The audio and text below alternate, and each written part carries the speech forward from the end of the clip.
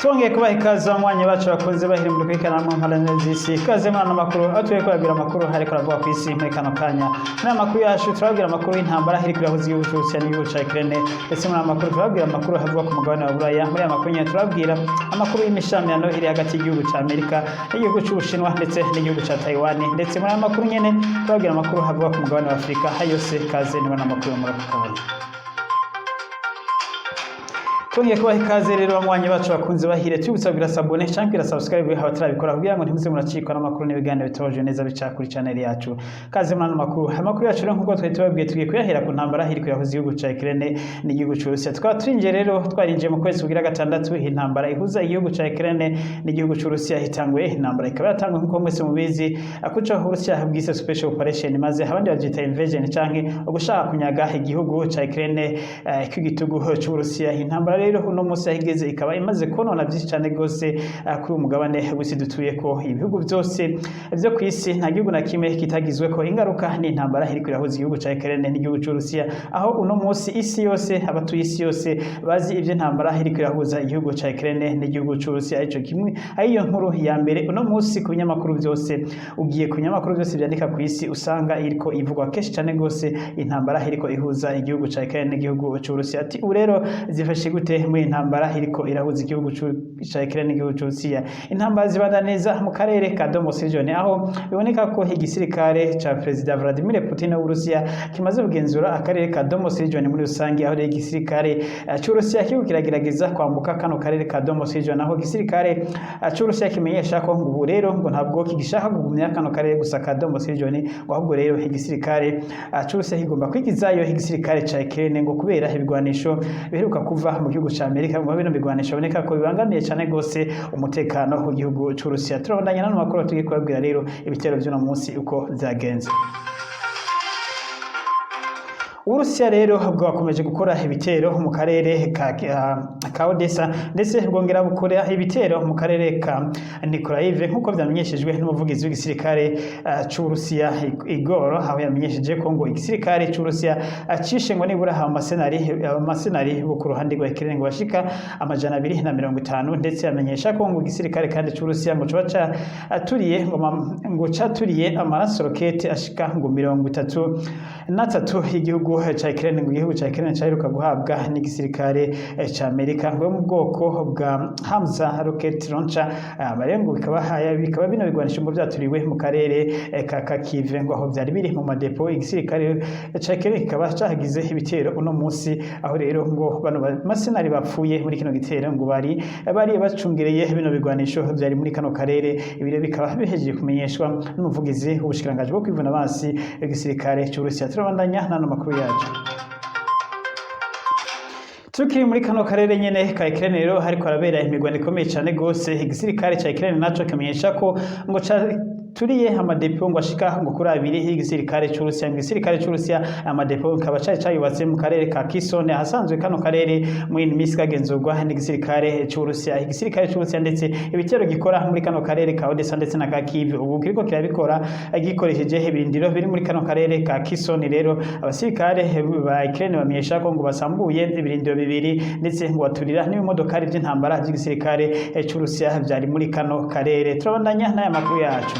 Ayandi makuru nyene hariko aravuga ko intambara rero ihuze igisirikare ca Ukraine n'igisirikare c'Uburusiya, ngo bariko haraba ibiganiro hagati y'igisirikare ca Ukraine n'igisirikare c'Uburusiya mu byo guhanahana imivyimba y'abapfiri ku rugamba. Igisirikare rero ca Ukraine kikaba ngo kimenyesha ko kimenyesha ko citeguye gutanga imivyimba igifise y'abasirikare b'Uburusiya bapfiri ku rugamba, ndetse ngo hanyuma kigahabwa imivyimba y'abasirikare b'abanya Ukraine nabo bapfiri ku rugamba bafiswe n'uruhande rw'Uburusiya. Ngo rero igisirikare ca Ukraine kimenyesha ko uko biri kose ngo agomba guhambana ababo iteka. Ni mu gihe uno munsi nyene igisirikare ca Ukraine cashinguye abategetsi babiri ba gisirikare bapfuye bitamenyekana neza mu mpete bari bafiriye ku rugamba muri imisi iheze muri imigwano yari maze imisi ibera muri kano karere ka Kherson, aho kano karere ka Kherson abasirikare b'Uburusiya bahavuye bagafata burundu. Ubu rero kano karere kakaba kagenzurwa n'abasirikare b'Uburusiya nk'uko byemezwa n'amakuru yatanzwe n'ikinyamakuru Daily candikira mu burengerazuba bw'Uburayi. Turabandanya n'ano makuru.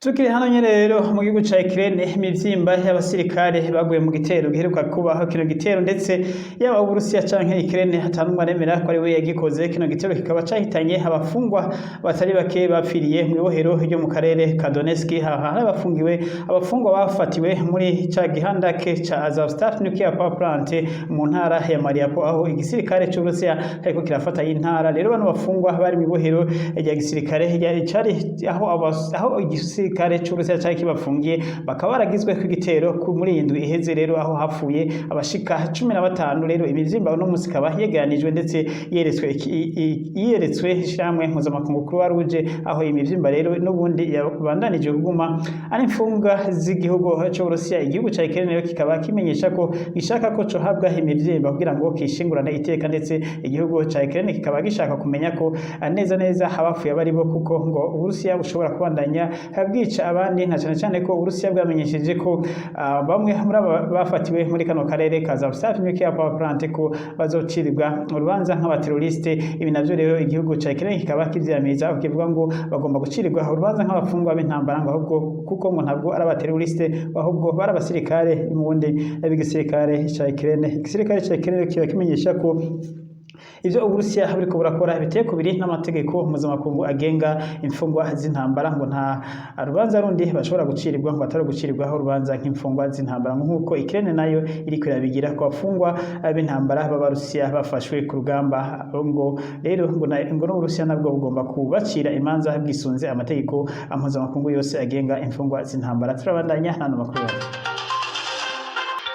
Reka rero tuve muri kano karere ka Ukraine dusimbire hakurya gatoya mu gihugu c'Uburusiya. Mu gihugu c'Uburusiya rero no musi umushikiranganje wo kwivuna amansi w'igihugu c'Uburusiya Sergei Shoigu yakoranije inama y'abategetsi ba gisirikare bafashanya kuyobora igisirikare c'Uburusiya, aho cyane bamenyesha bimwe mu bitegeko rishasha Perezida Vladimir Putin ariko gusinya ku munsi wahariwe igisirikare kiganira mu mazi, aho rero rino tegeko rishasha rishira igihugu ca Amerika ku rutonde rwa mbere nk'umwasi wa mbere w'igihugu c'Uburusiya. Akaba rero yanamenyesheje rero General Sergei yavuze ko ngo igisirikare ca Amerika ngo kiko kirivanga direct mu ntambara ihuza igisirikare ca Ukraine n'igisirikare c'Uburusiya. Akavuze rero ko ibi bigiye kugira ingaruka mbi zikomeye cyane gose kuri intambara, ngo ndetse bizotuma igisirikare c'Uburusiya congereza ibindi bitero cyane gose, ndetse ngo gishobora no kugwiza ibitero ku gisagara gikuru ku mugwa mukuru w'igihugu ca Ukraine Kiev. Aho rero yavuze ngo ibi bigiye kandi no kugira ingaruka mbi ku gihugu ca Amerika, aho yamenyesheje ngo ubu n'ibigwanisho ngo bishobora kugira ingaruka zikomeye cyane gose mu gihugu c'Uburusiya, ngo Amerika iriko irabitanga ititayeho ku mutekano w'igihugu c'Uburusiya. Ngo rero ngo navyo Uburusiya ntibugiye kuvyihangana na gatoya, aho yavuze ko ngo Uburusiya aho yavuze ko ngo Amerika iriko itegura ayandi ngo mafaranga aregera ku miliyoni 550 z'amadolari y'abanyamerika yo guha ibigwanisho bishobora gutera ku butaka bw'Uburusiya biri muri Ukraine. Aho yanamenyesheje ko ngo ibigwanisho bindi ngo byo mu bwoko bwa HIMARS missile system ngo launcher ngo byahawe igisirikare ca Ukraine, ngo navyo nyene bifise ubushobozi bwo gutera mu gihugu c'Uburusiya. Ngo igihugu c'Uburusiya kimaze guturiramwo bino bigwanisho bishika ku 200, ndetse ngo kikaba kimaze guturira kandi ngo nama anti-warship missile system ashika kuri 33, nkuko byari byamenyeshejwe n'ubundi n'umuvugizi w'ubushikiranganje bwo kwivuna abansi bw'Uburusiya. Akaba rero mu inama rero ngo bagiye gufata ingingo zikomeye cyane gose kugira ngo igitero cyose kizoza direct ku gihugu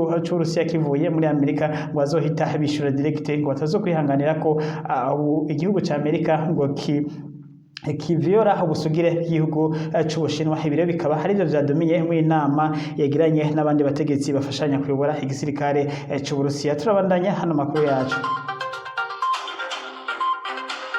Tuve ngaha rero mu Burusiya dusimbire mu bihugu vya Buraya. Ibihugu vya Buraya rero biragiramiye cyane gose no kubura gaze ndetse no kubura umuriro muri iki gihe c'imbeho ikaze cyane gose mu bihugu vya Buraya, ndetse igihugu c'Ubujerumani aho coco kimaze gufata ingingo zikomeye cyane gose kugira ngo kigabanye ivyo gukoresha gaze ndetse no gukoresha amatara, aho mu bisagara bimwe by'igihugu c'Ubujerumani ubu amatara ataka, ndetse aho n'amazi mu bigo bimwe igihugu c'Ubujerumani kimaze kuyahagarika. Ibisagara rero bikaba vyagiye bifata ingingo zikurikira kubera umuriro muke bafise ndetse bakagira n'umuyaga nkuba muke ndetse na gaze nkeya cyane, aho babwira abanyagihugu bo mu gihugu c'Ubujeremani kugerageza gukoresha umuriro muke ndetse aho bishoboka ko batoga n'amazi ashushe, aho baba basavye ko batokoga amazi ashushe. Igisagara rero bigeramiye cyane gose mu Bujeremani nk'igisagara ca Munich ndetse n'igisagara ca Hannover ndetse n'igisagara ca Berlin, umugwa mukuru w'igihugu c'Ubujeremani.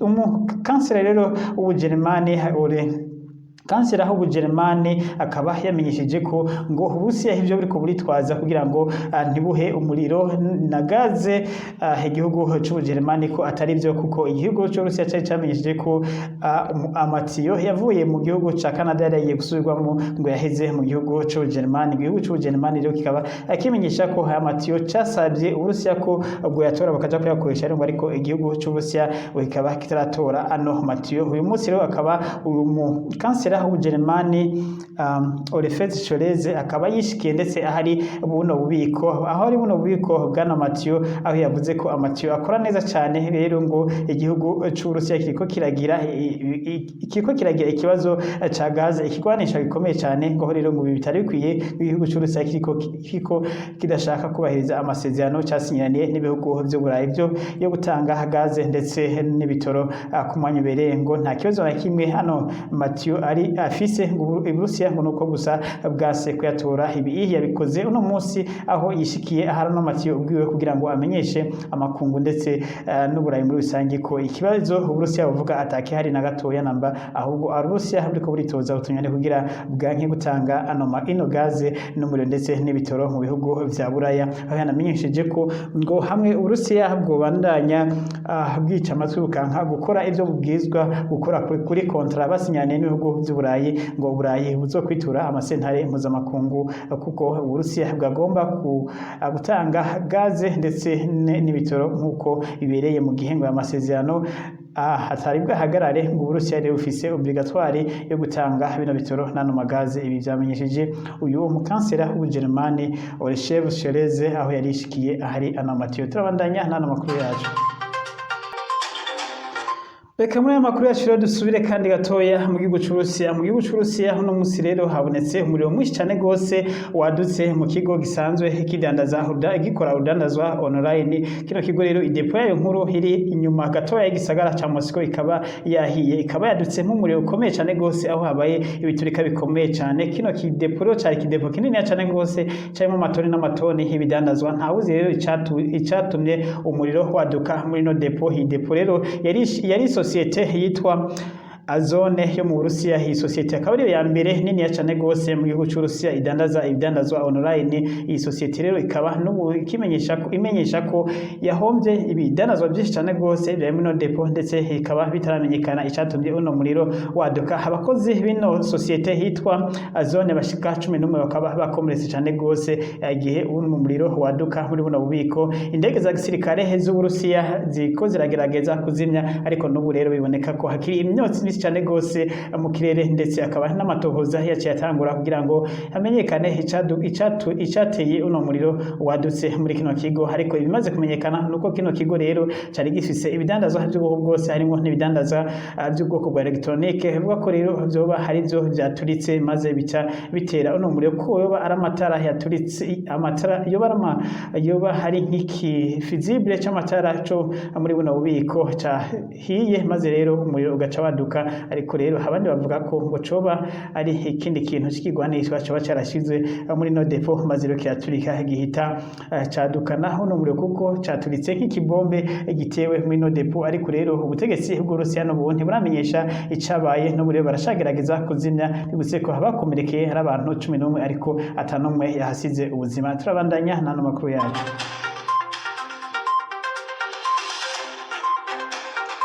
Tuve mu Burusiya rero dusimbire mu Bushinwa na Taiwan. Ubu rero Ubushinwa na Taiwan icuka cabaye kibi cyane gose, aho ndetse igihugu c'Ubushinwa ubu camaze guhagarika amasosiyete menshi yo mu gihugu ca Taiwan yarasanzwe ashora ibintu mu gihugu c'Ubushinwa. Ni nyuma y'urugendo rwakozwe n'umukuru w'inama nshingamateka ya Amerika Nancy Pelosi, aho yahashitse ku munsi w'ejo isaha 5 z'ijoro mu gihugu ca Taiwan i Taipei, ku mugwa mukuru w'igihugu ca Taiwan.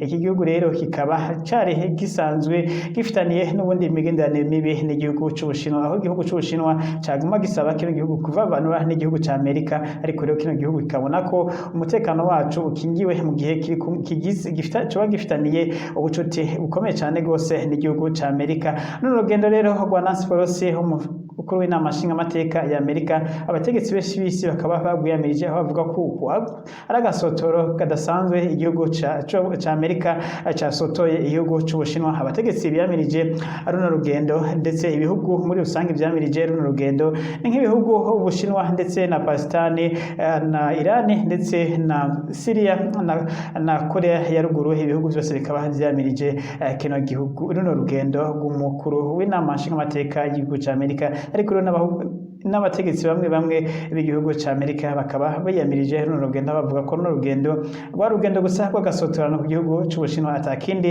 rugiye kuzanira igihugu ca Taiwan, ndetse mu gihugu ca Taiwan hakaba habaye n'imyerekano y'abadashigikiye leta ya Taiwan, bavuga ko runo rugendo rugiye kubazanira atakintu na kimwe rwabazaniye, ahubwo atari ibyago bikomeye rugiye kuzanira kino gihugu ca Taiwan. Ni mu gihe rero amato y'igisirikare c'Ubushinwa ndetse n'indege za gisirikare z'Ubushinwa ziriko zirakora imyimenyerezo ya gisirikare mu karere kose gakikuje rino zinga rya Taiwan, aho igisirikare c'Ubushinwa cateye amabombe menshi n'amamisiri menshi yaba mu mazi ndetse yaba mu kirere. Indege n'ubu zikaba zikigenzura rino zinga ryose rya Taiwan, aho igisirikare ndetse ca Taiwan cahise ciyamiriza ivyo Ubushinwa buriko burakora, kivuga ngo n'agasotorano gadasanzwe igihugu c'Ubushinwa kiriko kirakora ku gihugu ca Taiwan.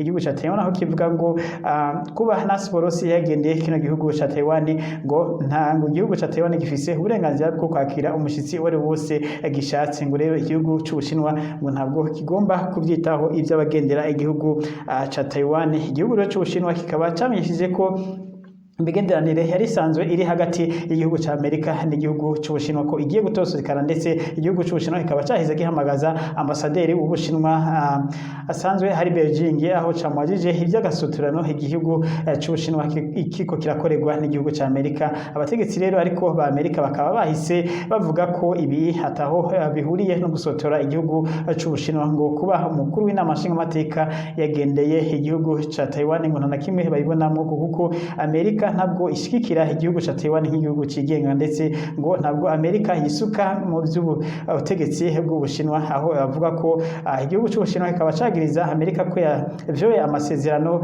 y'ico bita ngo One China Principles gisanzwe carasinyweko ndetse n'igihugu ca Amerika ndetse n'inama mpuzamakungu ya ONU, aho rero igihugu c'Ubushinwa cemerewe kuba kigenzura akarere kose ka Taiwan nk'ugahagarariye, ariko atari ugenzura utwara kano karere. Ndetse bivuga ko rero n'inama mpuzamakungu ONU ibyo bikuru by'umukuru w'inama mpuzamakungu ONU navyo zahise bivuga ko bigihagaze kuri itegeko rya One China One Principles, bisigura ko igihugu ca Taiwan kidafise uburenganzira namwe bwo kigenga muri kariya karere, ariko rero igihugu ca Taiwan kandi kitaganzwa n'Ubushinwa. Ino tegeko gusa rivuga ko igihugu c'Ubushinwa gisa naho gihagarariye abavuga ururimi rwose rw'Igishinwa, ariko rino tegeko rikaba riha kandi uburenganzira bwo kugenzura ibikorwa byose bikorerwa muri kariya karere kaherereyemo Ubushinwa n'igihugu ca Taiwan. Turabandanya n'ano makuru yacu.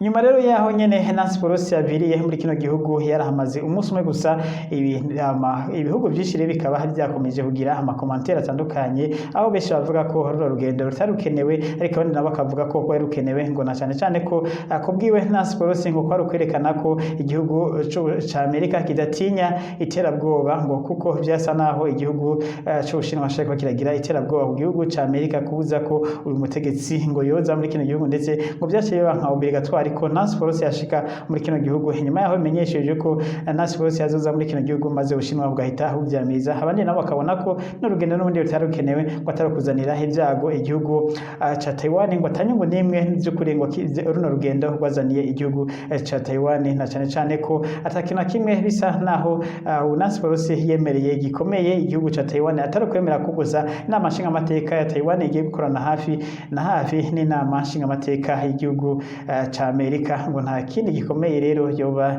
yaraganiriye na bano bategetsi, aho rero perezida wewe wa Taiwan yahise amuha umudari w'icubahiro nk'umugenzi akomeye cyane gose w'igihugu ca Taiwan mu gihe yagendeye ibiro by'ikuru by'inama nshingamateka ya Taiwan, akaba yari kumwe n'ubuperezida ndetse aho yahaye ikiganiro abamenyesha amakuru avuga ko ngo Amerika ifitanye imigenderanire myiza n'igihugu ca Taiwan, ngo kandi Amerika yitayeho kuba igihugu ca Taiwan kigomba kugira ubwigenge busesuye ndetse kuba igihugu ca Taiwan kigomba kubaho nk'ibindi bihugu byose byigenga, ariko rero igihugu ca Taiwan twibutse ko kitemewe n'inama nkuru yawe ni nk'igihugu cigenga n'ubu cemewe gusa nk'izinga, ariko izinga ryigenga mugabo ridashobora kugira status canke kuba igihugu cigenga. Nico gituma rero igihugu ca Taiwan n'ubundi kiguma kiri munsi y'ubuyobozi bw'Ubushinwa, ntaho igihugu c'Ubushinwa kidafise uburenganzira bwo gutegeka ibihugu ivyo Taiwan igomba gukora. Turabandanya n'ano makuru yacu.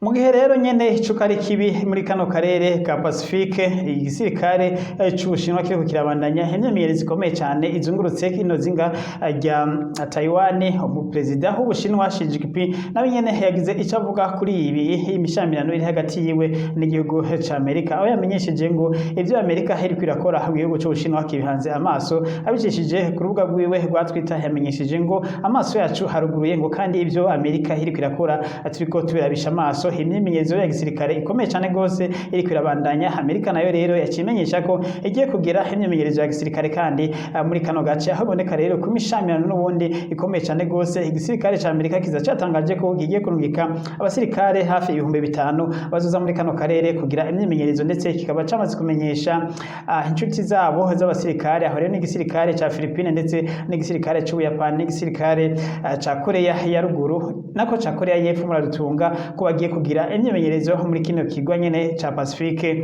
Indian, aho rero bagiye gukora imyimenyerezo ikaba izotangura mu ndwiza. Biboneka rero ko bagiye guhanganira muri kano karere n'igisirikare c'Ubushinwa, bitazwi igihe naco nyene kizohamara kiriko kirakora iyi myimenyerezo. Ibiro baraba ibintu n'ibindi ko bavuga ko bishobora gutuma bishobora kako igisirikare ca Amerika cyo gifise amakuru yuko igihugu c'Ubushinwa cyo kigomba gutera igihugu ca Taiwan, na cyane cyane rero ko igihugu ca Amerika camenyesheje ko mu gihe igihugu c'Ubushinwa cotera igihugu ca Taiwan ko igihugu ca Amerika citeguye gutabara. Ibi navyo reka biboneka ko turiko twegereza aho twahava tuza mu ntambara ya gatatu y'isi yose, ndetse abagira amakomantere ku by'intambara ndetse n'abashakashatsi mu by'intambara babona ko hamwe igihugu c'Ubushinwa cotera igihugu ca Taiwan ko twaba twinjiye mu ntambara ya gatatu y'isi yose, na cyane cyane ko bavuga ko intambara y'Uburusiya na Ukraine n'ubu nayo nyene isanzwe ishegeshe isi cyane. Rero ngo mu gihe isi yosubira kuja muri intambara yindi, ngo intambara yo hava ica ikwira isi yose. Rero tukaba tuvuga ati Imana ikingire abisi n'isi